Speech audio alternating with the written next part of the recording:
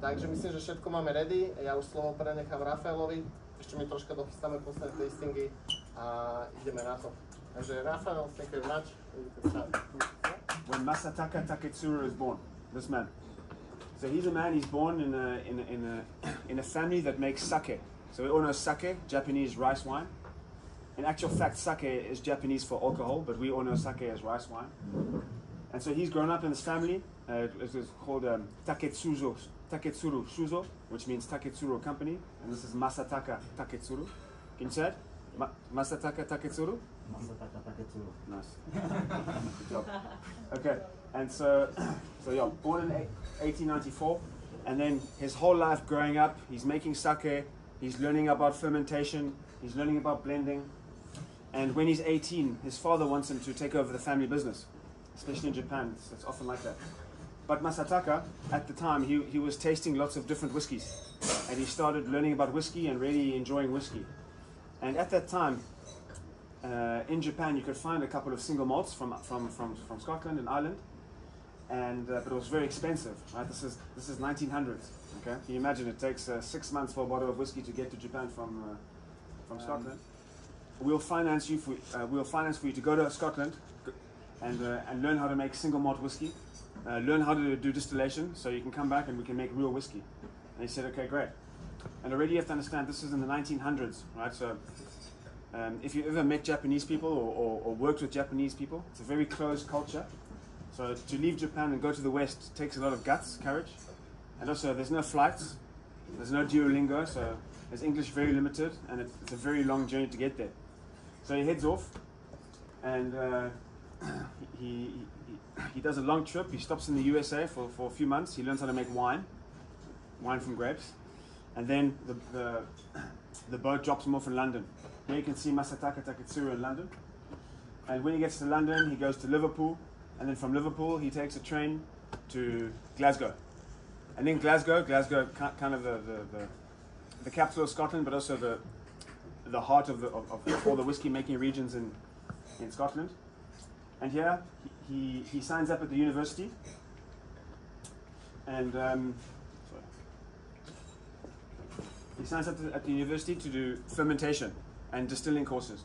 And at the same time, he noted down all his favorite distilleries, all his Scottish distilleries. And so he went to all the distilleries, knocked on the door, and said, "Hi, can you teach me how to make whiskey?" But everyone told him, "No, go away. Who do you think you are? We're not just going to let you tell you all our secrets." But luckily for him, when he moved to Glasgow, he was taken in by a family called the Cowan family. And the Cowan family, so this is the Cowan family, and here's Rita. And she was a student in Glasgow who was studying Japanese. So with the university in Tokyo and the university in Glasgow, they arranged to accommodate him. And luckily for him, this family knew a lot of whiskey makers. Okay, so then they said, "Listen, Masataka, don't worry, we're going to send you to our friends, and they'll teach you everything they know." So first he went to the north of Scotland, Speyside. Heard of Speyside?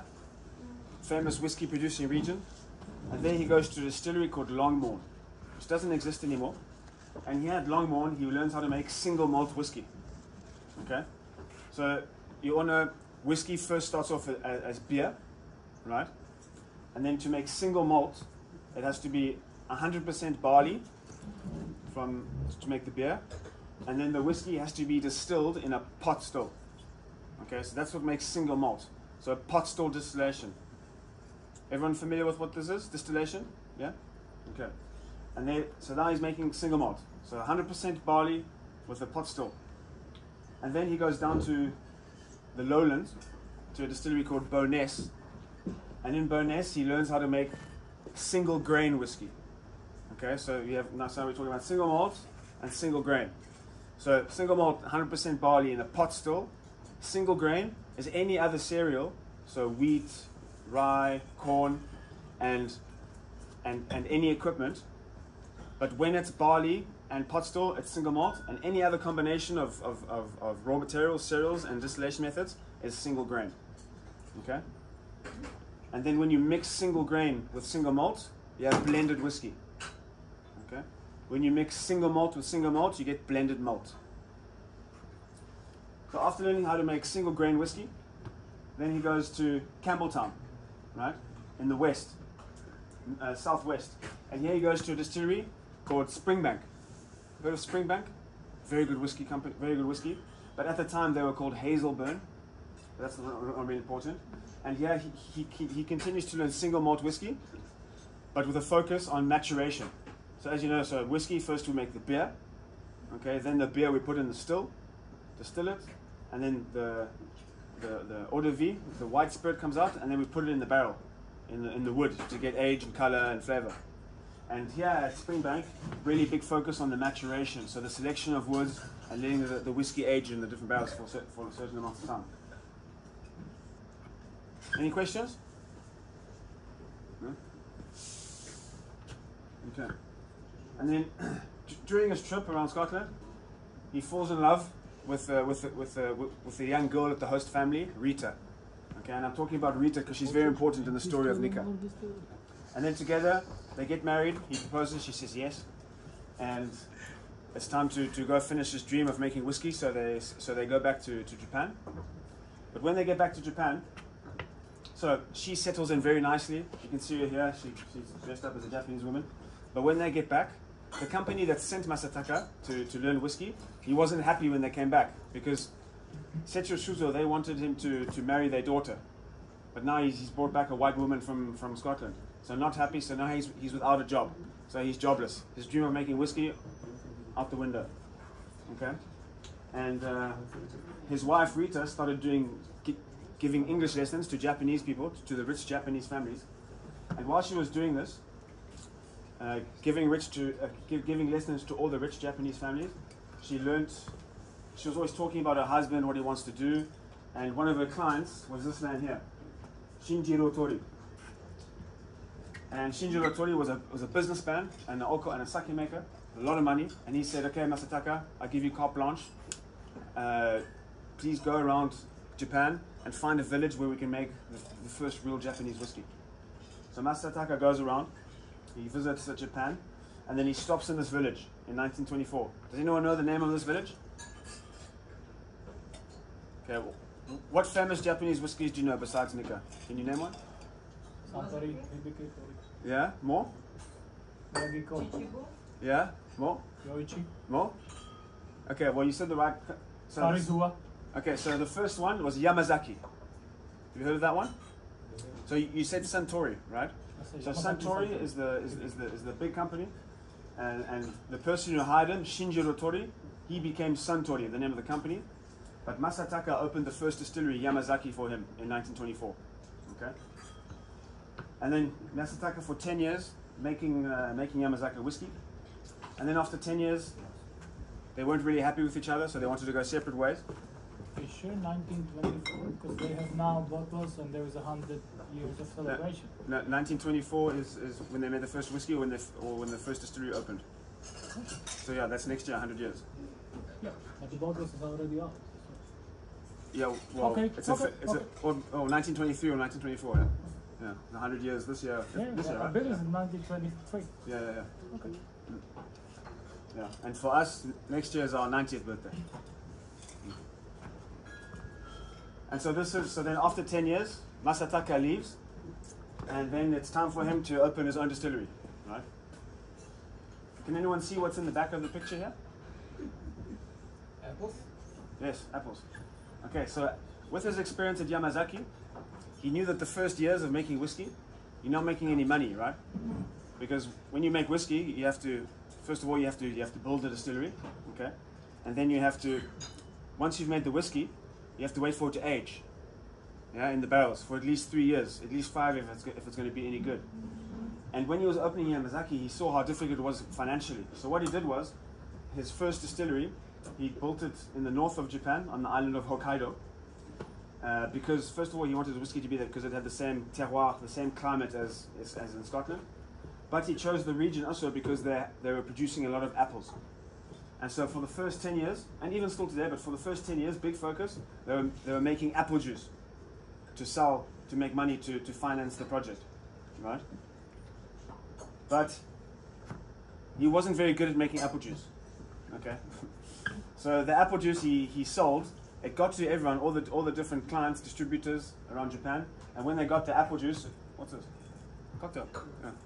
The apple juice was all cloudy, okay? And at the time they saw cloudy apple juice, they didn't like it. Today apple juice, cloudy apple juice is cool, but it wasn't then.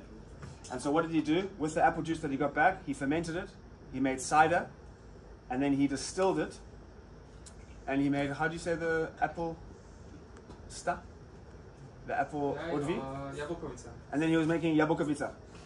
And he was selling jabukovica for 10 years while he was financing the project.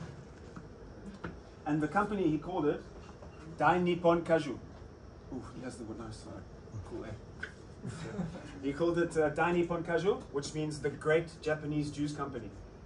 Okay, and then when you drop the letters, it says Nikka. So that's where the name Nikka comes from. So first it was the name was just to make juice, and then Nikka, he called the house Nikka. Did you give me this? Yeah, it was some of the bartenders. Cool. Something with the Nikka days. Okay, sweet. Okay. Well, cheers everyone. Nice. And so, in 1934, the distillery was ready, Yoichi. That's when they started building it. And then in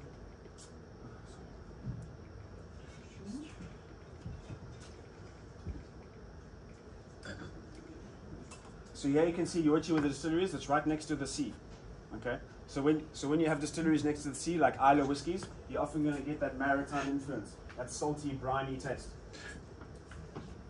And then in 1940, after 6 years, that's when they made the first whiskies. And I'll go into it in more detail, but at Yoichi, what's very interesting is the stills. So how do you say this in Slovakian? Koto. Koto. The koto. The kotos at Yoichi are very interesting because the necks, so the neck of koto are really low. So it's going to make a really strong, heavy whiskey. And then it's also fired by coal, right? A direct flame. I have a video for you now. And that gives it a nice smoky flavor, but we'll taste it another. So this is Masataka, and this is the first whiskey they released from Yoichi. It wasn't a single malt, it was a blend. It was a blended whiskey, and it was lightly peated, nothing like what we have now. Do you know what was blended with? Yeah, so we had other distilleries. We were making grain whiskey, and barley and wheat, everything. Yeah, but that distillery was opened in 1940. Yeah, that's when we made the first whiskey. Okay. Yeah, opened. Construction started in 1934, and the first whiskies 1940. Okay. But we had other distilleries. Okay. Other distilleries with column stills to make grain whiskey. But Japan was at war at that time, right? Was it influenced by any? Yeah. So during the war, the government nationalized all the distilleries in Japan, not only Nikka, and then they were making ethanol for fighting guns. Yeah.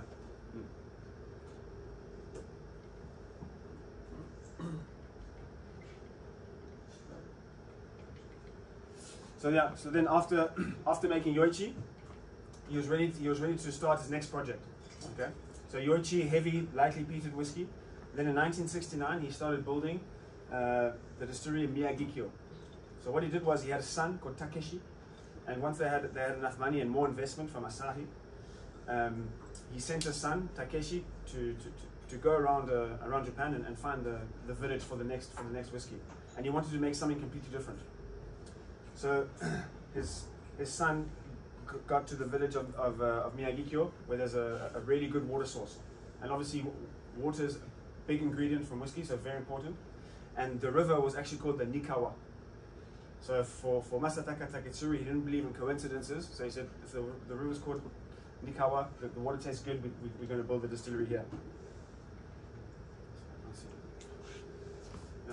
There's a picture of Miyagikyo, and there you see the stills from Miyagikyo. So at Yoichi, very low necks, so strong whiskey, and then at Miyagikyo the necks are really high, So it's a much more delicate, light flavor.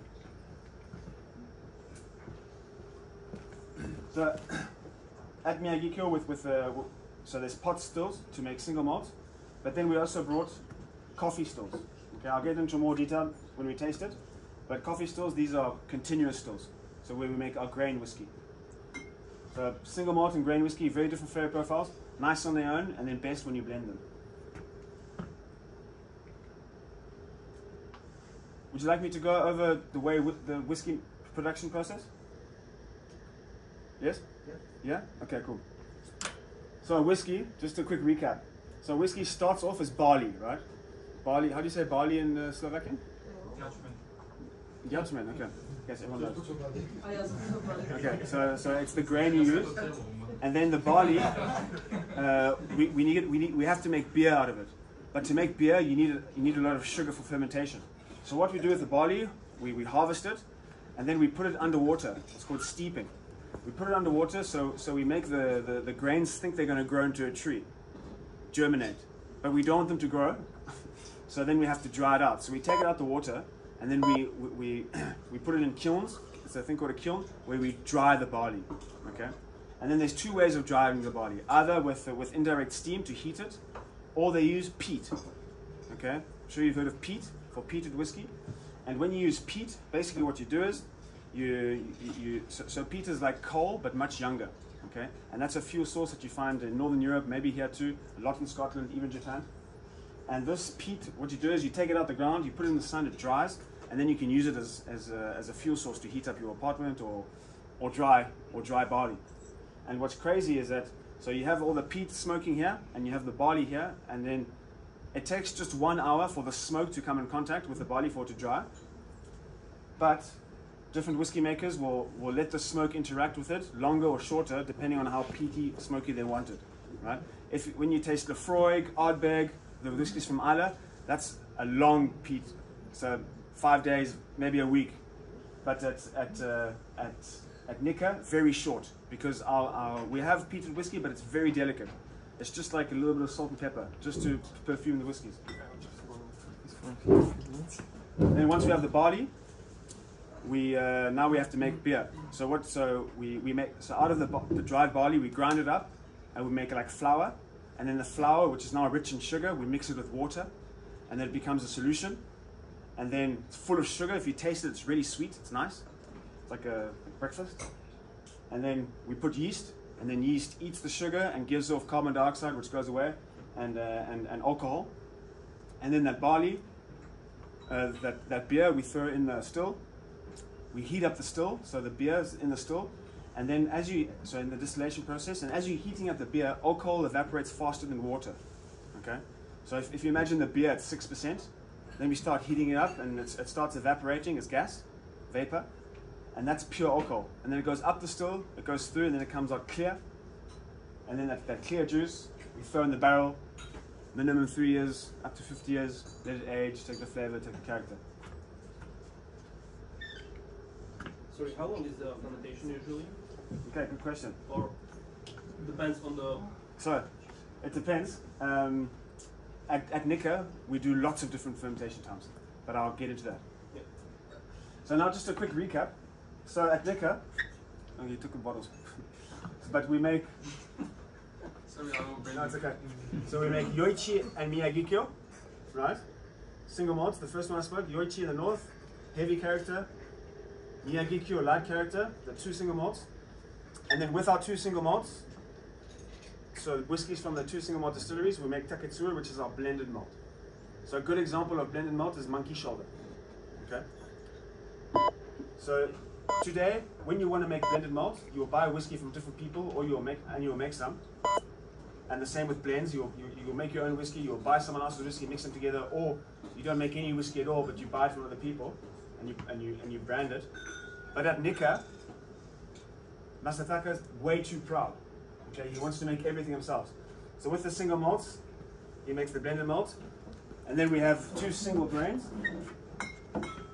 And then with the single malts and the single grains, we make our blends. Okay, and then when we taste the blends, we will be able to decipher, or you guys can help me decipher where you'll figure out which whiskies are in each one. Okay.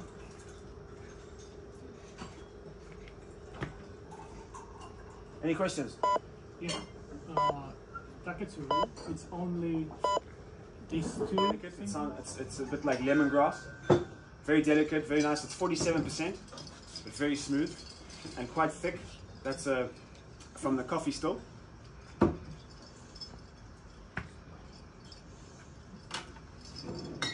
Cool. So, would you like the gin or not? Yes? No? On your sheets there. So this is our entry level. So it's the most affordable one. It's one we're pushing along in cocktail menus because it's accessible. And this is a blend, which we'll deconstruct afterwards. But it gets the sweetness, the roundness, the tropical flavors from the coffee malt. Whiskies from this recipe and this still, and then it gets the finesse from Miyagi-Kyo. So if you smell it, very floral, a little bit banana, very easy drinking. This is what I've been drinking all summer, next to the pool. Breakfast, lunch, dinner. When I meet people who love rum and they don't know Nikka, I say, hey, we've got a new Japanese rum. And often they say, oh shit, oh, and they taste it, like, oh yeah, really good rum. But yeah, then they're shocked when it's not. And the reason we're doing this order, there's not only whiskey that was long fermented, there's also some shorter ones, but a higher blend of long fermentations. Like I said, the stills, the machine we put it in, the necks are really high, okay, really, really high. So if you can just imagine it in your head, when you're lighting the still and the vapor's going up, because it's so high, it's really difficult for the alcohol to get up there. So as it's going up, it's stripping, and it's becoming more and more pure. So by the time it actually gets there and condenses and turns back to udvi, to alcohol, it's very delicate. So the machinery makes a very delicate whiskey, very floral, very light. So when you taste it, when you smell it, you're going to pick up floral. Then we have the shapes of the stills. So this one makes a light whiskey, and Yoichi, for example, makes a heavy whiskey. So just be aware of all these different characteristics, these different settings that tweak the whiskey. Okay, now we're going to go back to single grain. We're going to have the coffee grain.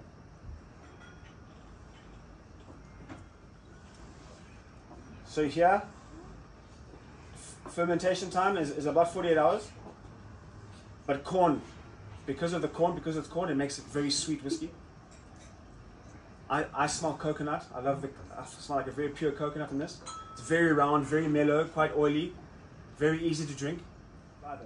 But then from 2001 till now, the demand just exploded, right? Everyone wanted Nikka, okay? And so we started running out of that stock.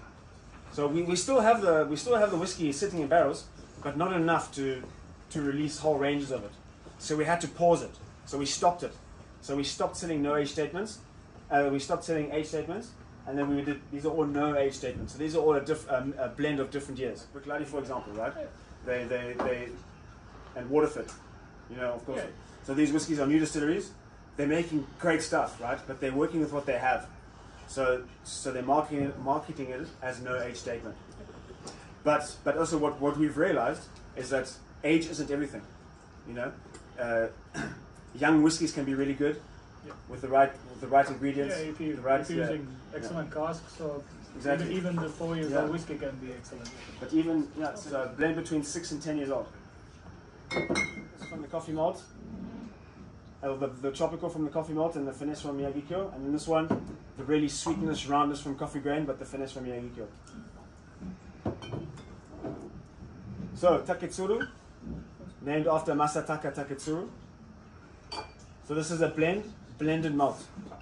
Okay, so like I said before, blended malt, a blend of different single malt distilleries. So if Glenfiddich wants to mix with Balvenie, it's a blend, okay? Or if you have blended malt, or if you don't have a distillery, but you are Signatory Vintage, for example, or a company, you can buy single malts from different distilleries and make your own blended malt under your name. But at Nikka, Masataka Taketsuru, much too proud. He wants to make all the single malts himself and then blend his distilleries together. So Nikka is the house, and then Miyagi-Kyo, mixed with yoichi, taketsuru. Do you know the percentage of the mix this one? Because No. on the smell, it's much more Miyagi. Yeah, than the 100%. others. Yeah, definitely. 100%. It's like 70-30 or something. Yeah. Maybe No, more. it's crazy, and what's also crazy is that the way the blenders have done that, when you smell it now and you taste it, they've managed to create a very nutty flavor, like pecan pie or marzi or like almonds. It's really cool, but yeah, I don't know the recipe because Nikka is very secret. So I know as much as you, but I would imagine more Miyagi-kyo. That's why I asked Yeah. if in this whiskey is only these two Japanese or is this something else? No, this is just Japanese, Okay. single malt. 400 degrees Celsius with steam. This one is heated at 1,000 degrees with a direct flame. Okay, and that direct flame, it makes like a kind of a maillard, like a maillard reaction, gives you like a toasty flavor, like a brioche, like a pastry out of the oven. And then the whiskey is also lightly peated. Okay, so when you think of peated whiskey, like I said, the Islay and stuff, these are all really high ppms. You all know what ppm is? Peat parts per million. It's the percentage of peat in the barley. And so when you peat the barley, you peat it up to 0 ppm, which is no peat, just heated naturally. You have lightly peated, 5 ppm, medium peated, 10 ppm, heavily peated, 20 and much more, but we never go higher than 20. So the peat in here is very delicate, nothing aggressive at all. So then you got this hard spirit because of the still. You have this lightly peated for flavor, and then you have that toasty flavor because of the way it's heated by coals, and it makes a beautiful harmony together. It's my favorite whiskey by far in the range. Really nice. Instagram reel. That's the best I could do.